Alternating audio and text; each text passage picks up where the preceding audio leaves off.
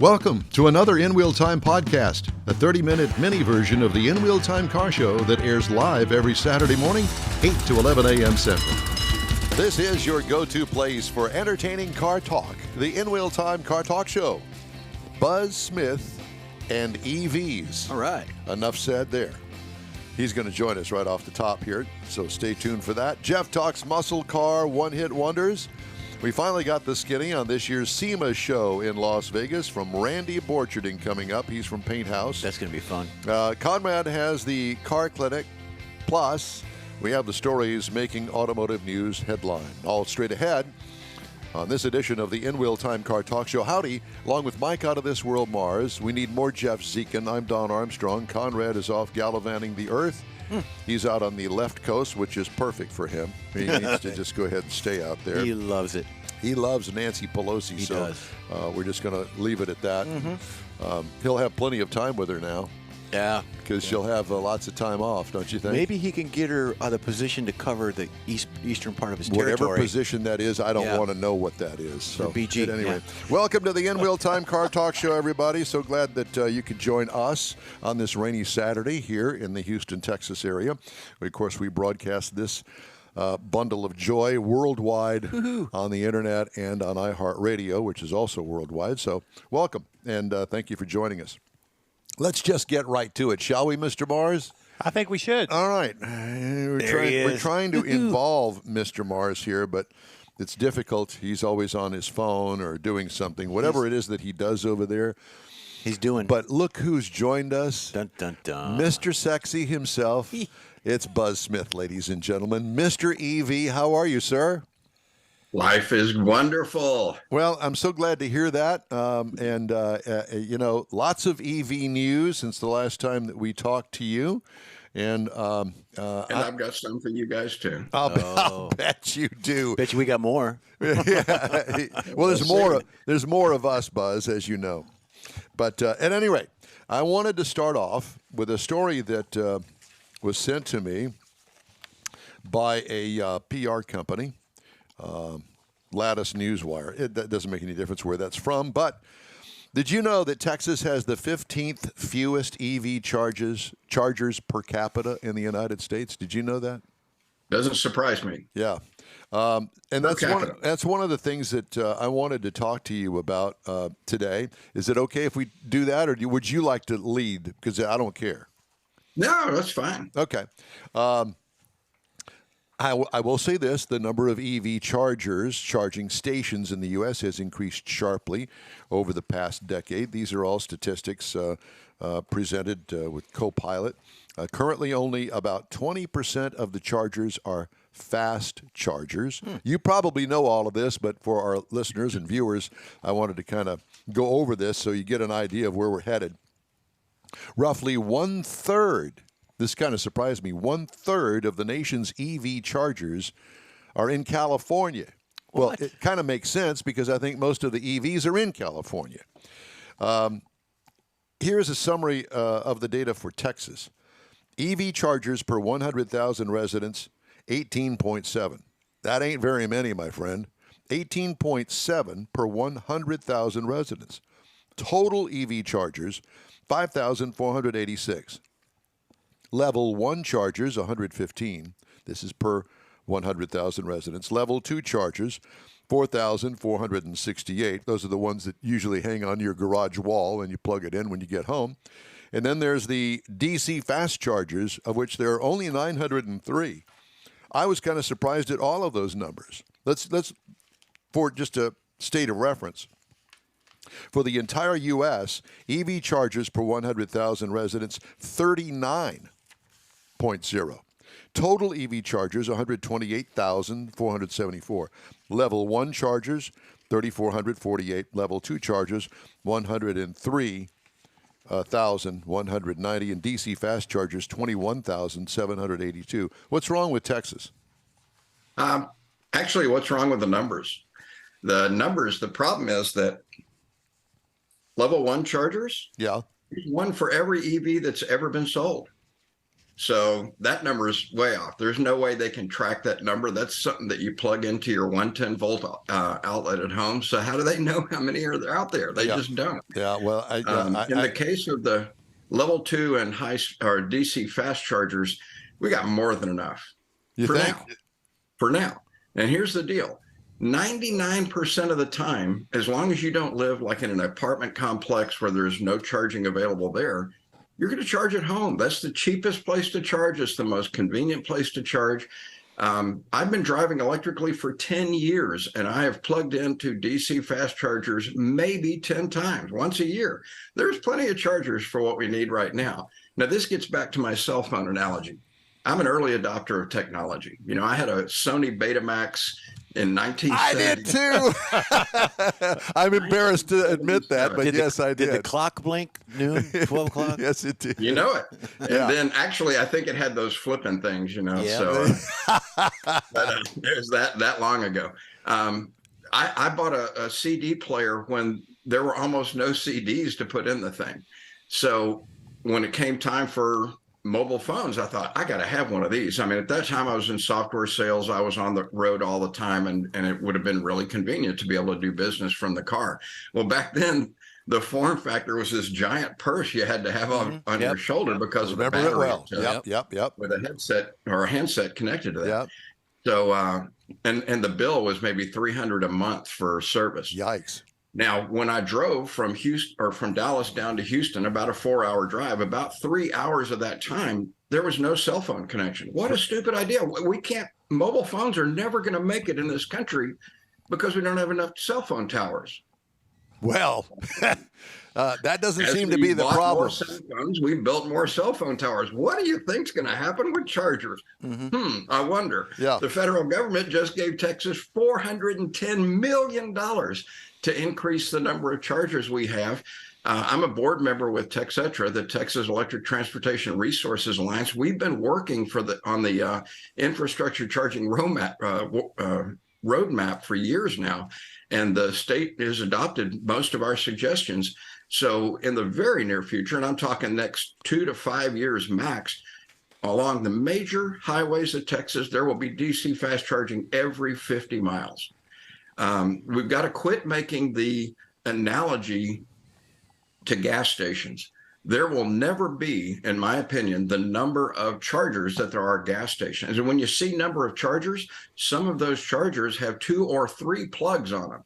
So you got to multiply the numbers you were talking about by 2 or 3 to see how many cars can actually be serviced. But with the 800-volt system that's, say, in the Ioniq 5 or the Kia EV6, you can fill up in 18 minutes on a DC fast charger, but it's still expensive to do that. If I charge at home, I'm getting the dollar equivalent, depending on the price of gas at the time, anywhere from 100 to 135 miles per gallon if I charge at home. If I charge at a DC fast charger, that's going to drop down to about the equivalent of 30 or 35 miles per gallon. So it is important for everybody to realize, yes, it's great to have DC fast charging. We need it for cross-country trips, but most of the time, you're not going to use it. Well, that goes back to our discussions about range anxiety. I mean, there's what's that?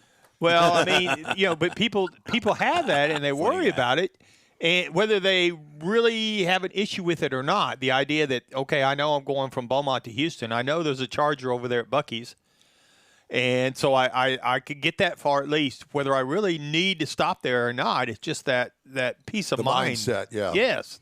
And one of the other things I see with the numbers you were saying, Don, and I kind of have to look at it, with 100,000 population, there's 19% or 18% of the chargers. Right. Not everybody in that 100,000 group owns an EV. That's true. So you have to look at it that way, too. That's the point that we were trying to make. All right, well, let's... With that Inflation Reduction Act, I hate the way Congress names bills, but the second infrastructure bill, that came up with a lot of money for all the states, and even the states that have kind of resisted funding anything that has to do with those damn liberals and electric vehicles. They're getting on board for this because it's finally happening that the politicians are realizing something else.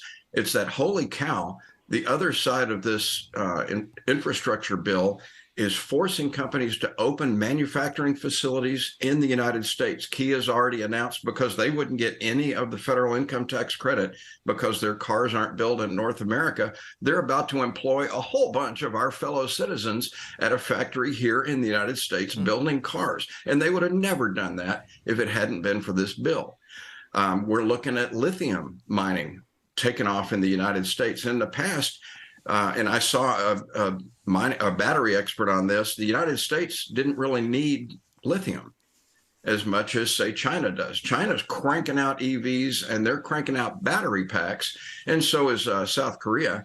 So they have most of the contracts for the lithium worldwide. Well, think of lithium as the new oil. It's going to be the resource that we're all competing for, and we have a lot of it in the United States. And we just have to start going after it. But the deal is, we've never had a reason. We always had China build our batteries. Well, it's time we started doing that here, and we started using our own citizens as the employees for those companies instead of subsidizing foreign countries. Hear, hear. All right, so I want to switch gears here because we don't have all day. I know that. I know that you could do that, but I just wanted to interject something else. One of the stories from Automotive News this week: electric truck stops will need as much power as a small town. Next month, Tesla plans to deliver the first of its electric semi-trucks able to haul a full 40-ton load, some 500 miles on a single charge. That's impressive. These massive batteries on wheels may accelerate the transition to electrified transport, but those responsible for delivering the power are starting to ask, are we ready for this? Probably not, according to the article, and according to a sweeping new study of highway charging requirements conducted by utility company National Grid PLC. Researchers found that by 2030, electrifying a typical highway gas station will require as much power as a professional sports stadium, and that's mostly just. I know this is, you guys can say, you're such a naysayer, Armstrong. Well, I'm not trying to be. I don't know anything about this, and I rely on you, and I know that I make fun of you all the time about this, but you know it's just in jest, because we all know that this is coming. But, I mean, do people actually think about this, as far as trucks, for instance, heavy trucks, where are they going to get power along the road? Because, some of those heavy haul trucks will do 500 miles on a tank of diesel. Actually, it's interesting you mention this, because I just spoke to somebody within the last 3 days that showed me a patented device that fits on these electric trucks, and it almost looks like the nose cone of a spacecraft. You know how you've got the inverted cone and the thing you're going to dock with, and it kind of guides the spaceships together. We're familiar with that, yes. Okay. Well, being in Houston, I would hope so. Yeah. I grew up there, and I'm proud that it's Space City. But anyway, backing up into the loading dock, this probe will go into this very high, and we're talking megawatt speed chargers, not kilowatts anymore. It'll plug in, and while they're unloading and loading that truck, it will completely refill. Completely. Wow. Talk about a fast charge. Talk about a probe. Yes.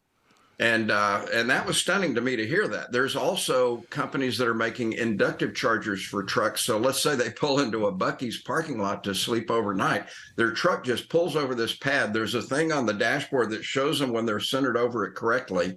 And then they go to sleep. And the car, without plugging in or anything, just using magnetic waves, charges that battery. And the truck driver wakes up the next day to start driving again, and he's got an absolutely full battery ready to go. How much for the grid is going to be stressed? I mean, let's not kid ourselves. We've got to improve our grid. We've got to improve security on our current grid, because we've got foreign hackers that are trying to get in to disrupt our society. But the number of electronic devices in our homes over the last century has gone up dramatically, because we didn't have much electricity 100 years ago. Well, guess what? It's going to keep growing dramatically. If we replace gasoline with electricity, that just, where's the electricity going to come from? So we are going to have to modernize the grid. The infrastructure, the second infrastructure bill, I think, put $35 billion out there for modernizing and securing our grid. Again, it's just like the cell phone towers. The grid of today isn't ready for 300 million, and that's the number of vehicles in the entire fleet of the United States. 300 million vehicles. We're not ready for that. Just like, oddly, when cell phones came out, we just didn't have the towers for these things. So, what are we going to do? Yeah, and in some places we still don't have the towers. It's not a crisis. It's an opportunity. When we went to the moon, the engineers in mission control used wooden slide rules to do their calculations. Now, today, for $10, you can get well, actually, you can probably get a free credit card size charger in the mail, as a bonus gift for getting a credit card or something.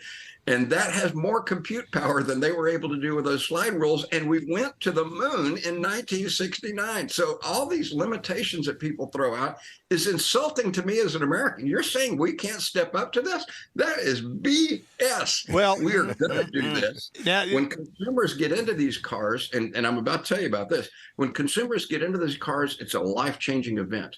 I just saw a presentation that Consumer Reports did, and they had 4 different levels of the understanding of EVs. Now, get this, the highest level of understanding that the consumer had that they were polling on this was the equivalent of a 16-year-old driver's permit holder.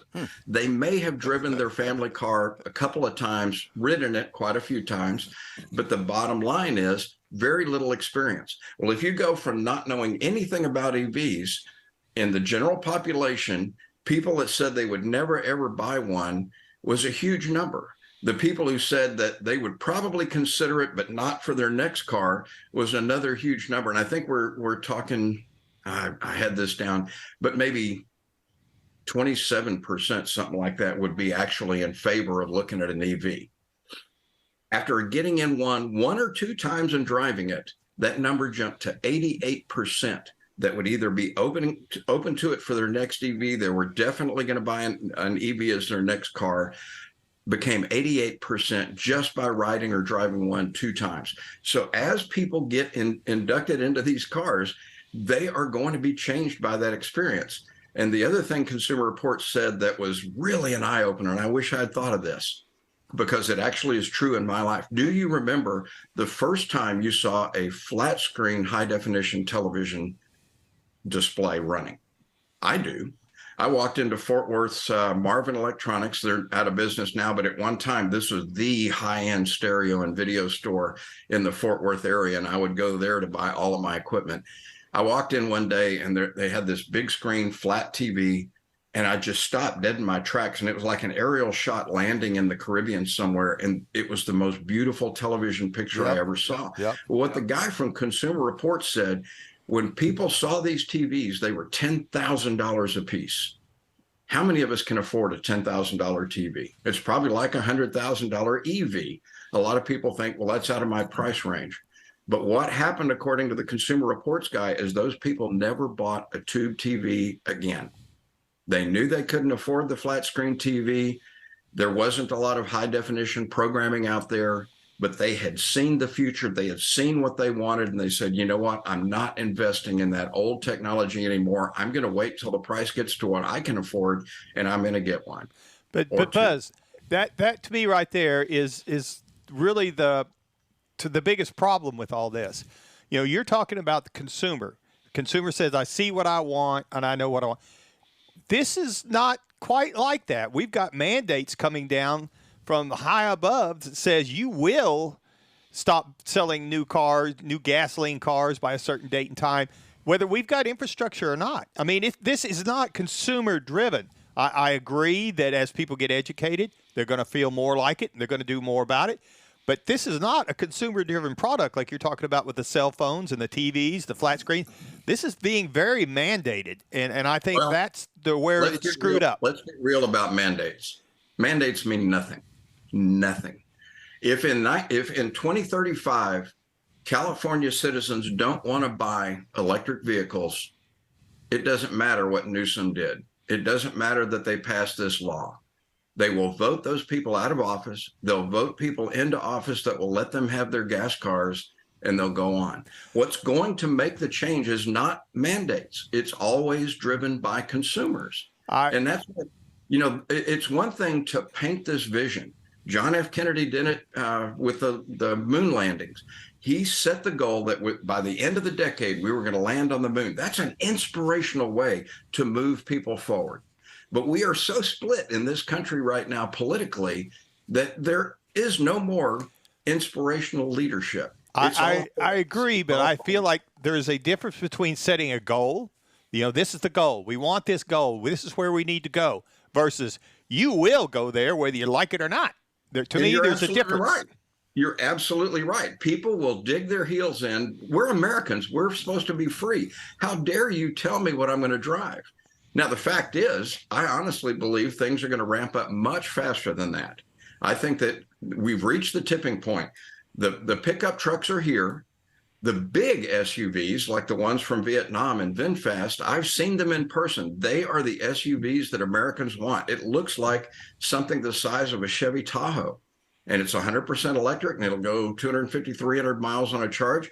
That's what they're all waiting for, is vehicles like that. And they are about to hit our shores, and they're going to be incredibly popular. Hey, let me interject here because we're running a little tight on time. Porsche accelerating toward a greener future with the arrival of its first electric crossover, a battery-powered Macan that will pack a big battery and output more than 600 horsepower electric. Sportiest model in the segment, Porsche says. Software supplier issues have delayed its debut, but it's in the offing. Got that coming in early fall of 2023. So that's on the road. So if you're a Porsche file, then you got that. And these stories go on, and every week you get more and more EV stories that we're actually airing. And so it is the future. Hey, you probably should hire a full-time consultant to be on the show with you all the time. Yeah. Do you know anybody? Hey, are we going to see you at the Houston Auto Show? Autorama or Auto Show? Auto Show. I would have, before a couple of days ago, I would have said absolutely, but I just got approached by the National Auto Dealer Association to speak at their annual event, and it's the exact same weekend. I'm just horrified by this because I love being a host of the EV area. I've done it for 3 years at the Houston Auto Show. So I'm trying to work out a balance where I can still do the speech from the stage at the HAD or the NADA meeting, and then get my butt down to Houston and spend some time down there because it's such a great time. It shouldn't be a problem with that jet-fueled aircraft, private aircraft that you will have hired for you and fly you from coast to coast wherever it is. I think he's got a hot air I'm balloon. hoping the president sends Air Force One to pick me up and take me Or down John there. Kerry can send his jet. There you go. That's it. Yeah. Buzz, it's always great to talk to you, my friend. One thing real quick. All right. I've known absolutely nothing, and this is the reason I have the background I have today. I know almost nothing about electric bicycles. In fact, to me, they seem to be the stupidest thing because starting about 35 years ago, I started bicycling to stay healthy. For me, it's about the workout. It's not about just cruising around looking at, pretty trees and flowers. Yeah. But my wife actually was the smart one again. And she came up to me and said, you want me to ride bikes with you, but you've been riding like this for 35 years. So I can't keep up with you and you can't go slow enough for me. What if we got an electric bike where it assisted the pedaling? And I found out most electric bikes have 5 different levels of battery assist. So one of our neighbors had bought 2 electric bikes. They loved them so much, they moved up to higher end electric bikes, and they were selling theirs at about half the list price. So they had 2 of them. I thought, let's go take a look. And by the time I got there, they'd sold one, and I test rode the other one. And I thought, this is going to be perfect for my wife. And we went ahead and bought it. And within 2 weeks, I got another one for me. Mine's more of a mountain bike with the 4-inch big knobby tires, front suspension, but it's similar pedal assist. Top speed's about 28 miles per hour. It's about 45 miles of range. It just arrived, so it's disassembled in a box in my garage. But I'm going to be doing a series on my blog about what I'm learning about electric bicycles as I'm going along. And I'm actually pretty excited about it. I think that my wife will be able to slowly reduce the amount of assist the bike is getting her, so she builds up her stamina to the level of mine. And then we can ride traditional bicycles or electric bikes when we want an easier ride, and can, hopefully live a healthy old age on these bicycles. So stay tuned for this. I'll be writing a lot of articles. I'm really interested. Look at I those. can see you right now that you are actually transforming into the next Lance Armstrong. Yeah, but you can't do that riding side saddle. What's sad is at one point, when I went through my divorce, and I needed to find a way to be attractive to women, I hired a personal trainer to get into shape and everything. And after a month or two of her working with me, she said, "You're never going to be bulked up like Arnold Schwarzenegger. There's two types of muscles, and one of them is lean and strong, and that's the Lance Armstrong model." And she actually said, "Your muscle type is the Lance Armstrong type. So you're never going to bulk up, but you will have stamina." We all got fat heads around here, so. Yeah, there's no doubt about it. I can bulk up around the waist. I got to drive the BMW i4 M50 electric vehicle. How was it? Oh, my God. I've been driving electrically for 10 years, and when I punched the accelerator on this thing, it scared the crap out of me. Really? So if you haven't test driven one of these guys, go do it. Go do it. It was so cool. You're going to tell them you sent us. Buzz, it's always great to talk to you. Thank you, my friend. Take care of yourself. Happy Thanksgiving, and we'll talk to you at the beginning of the year. Happy Thanksgiving to you guys, too. All right. See you soon. Thank you, sir. EV Wonder, Mr. Buzz Smith. Yeah. All right. Speaking of one-hit wonders, we had promised that we were going to get to one-hit muscle car wonders, but we're running a little bit behind. Fine. I see that. Yep. Why don't we do that maybe in the next segment? Yeah, we can. Is that okay with you? We'll do it in the fourth hour. Yeah. Have you driven an electric car? No, I have not. You need to. Well, wait. Yes, I have. Have you? Short distance. Yeah, maybe 30 feet, something like that. Oh, no. No. I'm talking about, at least 30 minutes on the road somewhere. No. Tons of fun.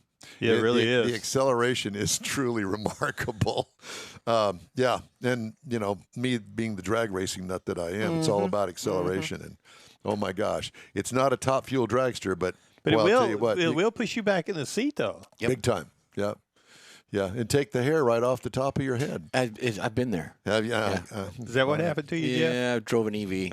The In-Wheel Time Car Talk Show streams on the iHeart app, Facebook, YouTube, and InWheelTime.com. Podcasts are available on your favorite podcast channel all through the week. The In-Wheel Time Car Talk Show continues right after this quick break.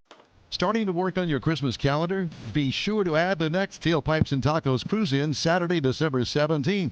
You'll want to attend Tailpipes and Tacos Christmas Edition at the Loopy Tortilla in Katy, 8 to 11 a.m. It's the only place cruisers compete for Loopy's Chili Pepper trophies and other prizes. There's no charge to enter your vehicle for Best Hot Rod, Best Classic, or Best Modern Classic. Tailpipes and Tacos is Houston's coolest and most unique cruise-in, and is your opportunity to see the best hot rods, show cars, classics, and resto mods. And get Loopy Tortilla breakfast tacos with adult beverages. There's no entry fee, and cars will automatically compete for those much sought-after custom Loopy trophies and other prizes. It happens at the Loopy Tortilla Tex-Mex in Katy on the Grand Parkway at Kingsland Boulevard, just south of I-10. It's the Tailpipes and Tacos Christmas Edition, Saturday, December 17th. The In-Wheel Time Car Talk Show will be there, too. Celebrate the Christmas season with friends and family at Tailpipes and Tacos. Saturday morning, December 17th, 8 to 11. We'll see you then, weather permitting. Hey, Houston, America's greatest hot rod tradition is back. Thanksgiving weekend. The O'Reilly Auto Parts Autorama at the George R. Brown Convention Center. 4 action-packed days of hot rods, customs, classics, trucks, performance cars, and live music. Do not miss the Ultimate Lowrider Showcase, sponsored by Shorty's Hydraulics, and the Traditional Rod Garage. Saturday only, it's the Tuner Galleria with 250 imports, JDM, and luxury cars, plus music and models. On the celebrity stage, presented by Nick's Auto Repair and Classic Car Restoration, meet Bad Chad and wife Jolene from Bad Chad Customs on Friday. Saturday, it's Dave Kindig from TV's Bitchin' Rise. Sunday, it's Danny Coker and Kevin Mack from TV's Counting Cars. Shop the swap meet and women's world all weekend. The O'Reilly Auto Parts Autorama. November 25th to 28th at the George R. Brown Convention Center. Discount tickets at O'Reilly Auto Parts. Part of the Summer Racing Equipment Show Car Series. See Autorama.com for more info. The In-Wheel Time Car Talk Show is now part of the iHeart family. Now you'll have access to 24/7 Car Talk anytime you need a fix. Just download the iHeart Radio app and ask for In-Wheel Time Car Talk, and there we are. Be sure to save us in your iHeart library for instant access. No matter where you are, you have the best Car Talk Show right on your PC, laptop, or mobile device and never have to worry about finding us again. Of course, you can always get access to our video and audio streams via InWheelTime.com and your favorite podcast channel, and all of this is free to you. From the iHeart Radio app, you'll not only hear our Saturday morning live show, but the best shows of the past, updated weekly. Never miss a minute of up-to-date new car reviews, pre-owned reviews, Conrad's Car Clinic, informative interviews, automotive news, and the most fun car talk show on the planet. Just download the iHeart Radio app, search for In Real Time Car Talk, save it to your library, and with a tap of the icon, you'll be in touch with your favorite Car Talk team. In Real Time Car Talk, streaming now on iHeart.com/InRealTimeCarTalk.